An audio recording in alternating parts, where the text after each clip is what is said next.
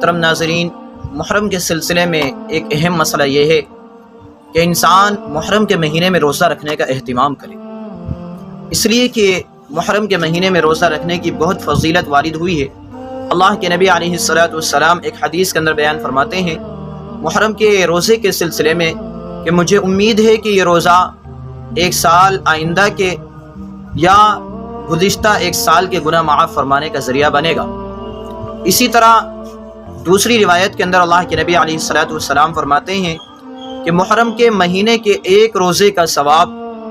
30 روزوں کے برابر ہوتا ہے۔ اسی طرح ایک تیسری حدیث کے اندر پیغمبر علیہ السلام نے ارشاد فرمایا کہ محرم کا مہینہ یہ رمضان کے مہینے کے بعد سب سے افضل مہینہ ہے، اور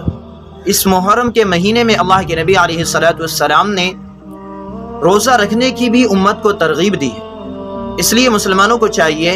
کہ محرم کے مہینے میں روزہ رکھنے کا اہتمام کریں۔ محرم کے روزوں کی فضیلت اللہ کے نبی علیہ السلام نے احادیث کے اندر اس طرح بیان کی ہے۔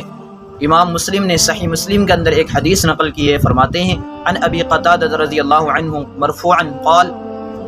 من صام یوم عاشوراء احتسب علی اللہ ان یکفر السنۃ التي قبلہ،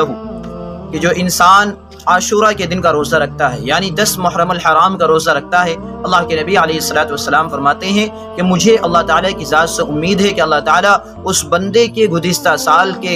گزشتہ ایک سال کے گناہ معاف فرما دیتے ہیں۔ اسی طرح الترغیب والترہیب کے اندر حضرت عبداللہ ابن عباس رضی اللہ تعالی عنہما سے ایک حدیث نقل کی گئی ہے، وہ فرماتے ہیں عن ابن عباس رضی اللہ عنہما قال قال رسول اللہ صلی اللہ علیہ وسلم من صام یوما من المحرم فلہ بکل یوم 30 یوما، کہ جو انسان محرم کے مہینے میں ایک دن روزہ رکھتا ہے تو اللہ تعالیٰ اس کو ایک روزے کے بدلے میں 30 دنوں کا ثواب دیتے ہیں۔ اسی طرح حضرت ابو ہریرہ رضی اللہ تعالی عنہ سے ایک اور حدیث الترغیب والترہیب کے اندر نقل کی گئی ہے، وہ فرماتے ہیں عن ابی ہریرہ رضی اللہ عنہ قال قال رسول اللہ صلی اللہ علیہ وسلم افضل الصیام بعد رمضان شہر اللہ المحرم،